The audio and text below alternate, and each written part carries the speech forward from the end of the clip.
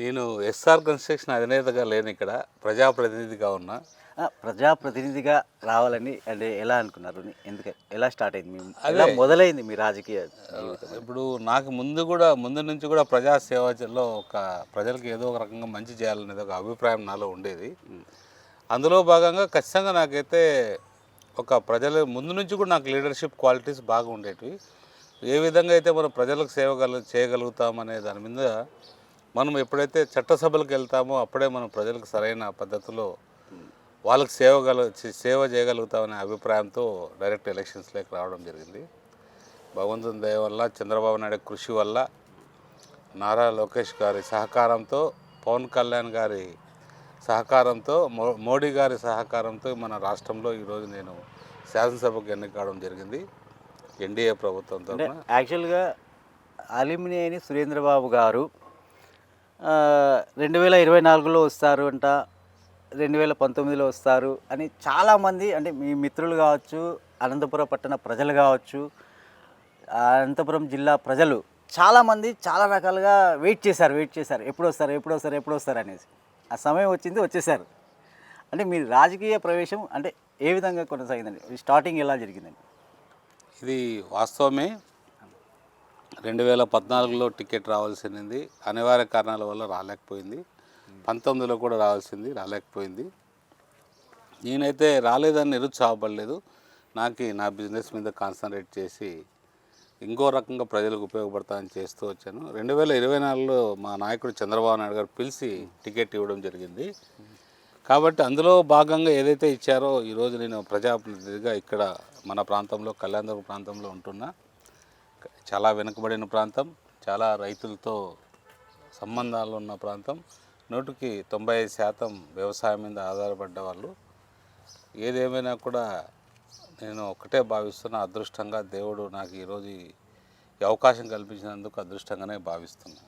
అంటే యాక్చువల్గా మీరు ఇంతకుముందు నుంచి సోషల్ సర్వీసెస్ అన్నీ చేసేవాళ్ళు అనంతపురం పట్టణంలో. అంటే రంజాన్తో కావచ్చు, ఇంకా రకరకాలుగా చేసేవాళ్ళు.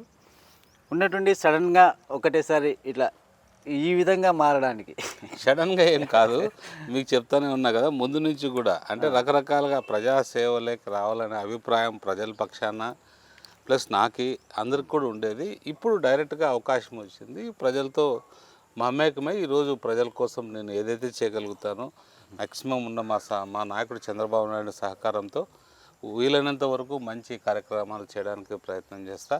ప్రజలకు ఏదైతే సౌకర్యంగా ఉంటుంది, ప్రజలు ఏ విధంగా మనము మంచి చేయగలుగుతామనే దాని మీదనే నేను ఆలోచన చేస్తాను. ఎప్పుడు కూడా వాళ్ళకి ఉపయోగపడేటట్టు ఉంటాననేది ఆ రోజు మనం ప్రమాణం చేశాం. ప్రజల కోసం అదాన్ని నిలబెట్టుకుంటానని ఆశిస్తున్నాను.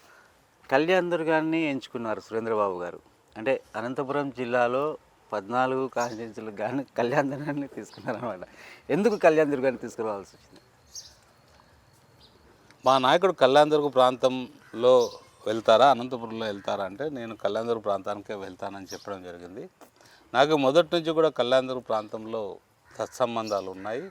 ఇక్కడ ప్రజలు చాలా మంచివాళ్ళు, కష్టపడే తత్వం ఉంది. చాలా వెనుకబడిన ప్రాంతం. ఆ ప్రాంతాన్ని అంతో ఇంతో అభివృద్ధి చేస్తేనే మనం ప్రజల గుండెల్లో నిలబడతామనే ఆశతో ఇక్కడ రావడం జరిగింది. అందులో భాగంగా ఇప్పుడు మన అభివృద్ధి కార్యక్రమాలకు ప్రారంభమయ్యాయి.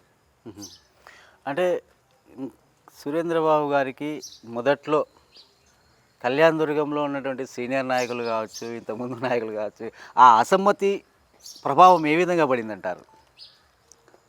అసమ్మతి ప్రభావం ఖచ్చితంగా ఉన్నింది. ఎవరైతే ఇక్కడ 2 గ్రూపులుగా ఉన్నారో నాయకత్వంలో, ఒకరు ఉమామహేశ్వర్ నాయుడు అనే ఒక వ్యక్తి ఆయన ఇన్ఛార్జ్గా ఉన్నారు, ఇంకొకరు హనుమంతరాయ్ చౌదరి అనే వాళ్ళు ఉన్నారు. 2 గ్రూపులుగా ఏదైతే ఉన్నాయో ఆ 2 గ్రూపులు కూడా సహకరించలేదు నాకైతే ఎన్నికల్లో. ఒక అతనైతే పార్టీ మారి ఇంకొక పార్టీలోకి వెళ్ళిపోయాడు. వీళ్ళు పార్టీలో ఉండి కూడా పార్టీకి ఎక్కడ కూడా సహకరించకుండా పార్టీకి నష్టం చేసే విధంగా కూడా అన్ని చోట్ల ప్రచారం చేశారు. రకరకాలుగా అంటే ఓడించాలనే ఉంది. కానీ అక్కడ మా నాయకుడు చంద్రబాబు నాయుడు గారు గొప్ప నాయకుడు. ఆయనకు పడిన కష్టాలు చూసి ప్రజలందరూ కూడా ఏకతాటిపై వచ్చి మమ్మల్ని అందరినీ కూడా గెలిపేయడం జరిగింది. ఏది ఏమైనా కానీ ఇట్లాంటి కుట్రలు కుతంత్రాలకి ఒకరు సమాధానం, మా నాయకుడే సమాధానం. ఆయన లీడర్షిప్లో మేమందరం ఉండడం కూడా మేము అదృష్టంగా భావిస్తున్నాం. అంత గొప్ప నాయకుడి మధ్యలో అంత గొప్ప నాయకుడు చెప్పితే కూడా వినలేని పరిస్థితుల్లో ఉన్నారంటే ఈరోజు వాళ్ళు రాజకీయ భవిష్యత్తు మొత్తం 45 ఏళ్ళు పార్టీలో కొనసాగి 40 ఏళ్ళు మేము ఉన్నామంటారు. 40 ఏళ్ళు ఉండడం వేరు, 24 ఎన్నికల్లో సపోర్ట్ చేయని వాళ్ళు చాలా మనం ఆలోచన చేయాలి. ఎందుకంటే 24 ఏళ్ళు అనేది 40 ఏళ్ళు అనేది ఒక ఎత్తు అయితే ఈ 24వ సంవత్సరంలో ఎన్నికలు జరిగే సంవత్సరంలో చాలా క్రూషియల్ ఇది. చంద్రబాబు నాయుడు గారిని జైల్లో పెట్టారు, లోకేష్ గారిని జైల్లో పెట్టాలని ప్రయత్నం చేశారు. ప్రతి ఒక్క కార్యకర్తని, ప్రతి ఒక్క నాయకుల్ని అందరినీ కూడా దోపిడీ చేసి అందరినీ జైల్లో పెట్టి భయభ్రాంతులకు గురి చేశారు. ఈ ఎన్నికల్లో ఎవరైతే సపోర్ట్ చేయలేదో నీకు గత 40 ఏళ్ళు అనే గతం చెప్పుకునే అర్హత వాళ్ళ ఎవరికి లేదనేది నా అభిప్రాయం. అంటే మిమ్మల్ని నేటికి కూడా కొన్ని అంటే వర్క్స్లో కావచ్చు, కొన్ని సమస్యల్లో వాళ్ళు కొద్దిగా ఇబ్బంది పెడుతున్నారనేసి ఒక వార్త. నన్ను ఎవరు ఇబ్బంది పెట్టలేరండి.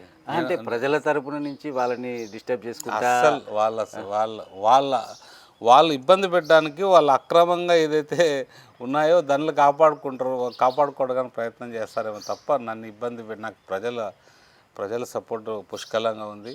నన్ను ఇబ్బంది పెడితే ఎదుర్కొనే శక్తి నాకుంది. నన్ను ఏమి ఇబ్బంది పెట్టలేరు వాళ్ళు. కళ్యాణదుర్గంలో అంటే ఇప్పుడు చాలామంది ఎమ్మెల్యేలు కొంతమంది అందుబాటులో లేరు. గత మాజీ ఎమ్మెల్యేలు కావచ్చు, ప్రజెంట్ వాళ్ళు కావచ్చు. కానీ సురేంద్రబాబు గారు కళ్యాణదుర్గంలో స్థిరపడినట్టేనా? అంటే 24 అవర్స్ అందుబాటులో ఉంటారంట. నాకు తెలిసి ప్రతి ఒక్క ఎమ్మెల్యే కూడా అందుబాటులో అందరికీ ప్రజలకు ఉన్నారు. అందులో భాగంగా నేను నా ప్రాంతంలో కళ్యాణదుర్గం ప్రాంతంలో నివాసం కూడా ఏర్పరచుకున్నా. ఇక్కడ నేను స్థిరపడిపోతున్నా. ఖచ్చితంగా ప్రజలకి ఎప్పుడు కూడా అందుబాటులో ఉండాలనేది నా సంకల్పం. ఆ పని చేస్తున్నా. ఇప్పుడు 2019 నుండి 2024 వరకు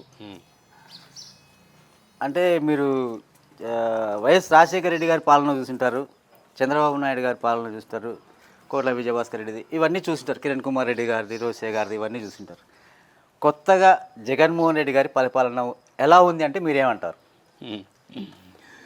అది పరిపాలనలో లేకపోతే ఒక ముఠాతత్వ పరిపాలనలో నాకు తెలియదు. ఒక ముఠా నాయకుడు పరిపాలన చేసినట్టు జగన్ రెడ్డి పరిపాలన చేసినట్టు. ఒక ముఠా నాయకుడు ఎలా ఉంటుందో ఈ ప్రాంతం నాది, ఈ ప్రాంతం నాదని ముఠా నాయకుడు ఏ విధంగా పరిపాలన చేస్తాడో అలాగ పరిపాలన చేసినందుకే ప్రజలు తగిన గుణపాఠం చెప్పారు. మన దేశమంతా కూడా చూసేటట్టు ఎన్నికని అలాంటి గుణపాఠం చెప్పారు. 93% ఓట్లు తెలుగుదేశం ఎన్డీఏ కూటమికి ఇచ్చారంటే ఎంత దరిద్రమైన పాలన జగన్ రెడ్డి అందించారో మనందరికీ తెలిసిన విషయం. రాష్ట్రాన్ని మొత్తం సర్వనాశనం చేశాడు. పూర్తిగా రాష్ట్రం అనేదే దోపిడీ చేసి పెట్టేశాడు. ఆయన గురించి ఆయన ఆలోచన చేయడానికే సిగ్గుచేటుగా ఉంటుంది.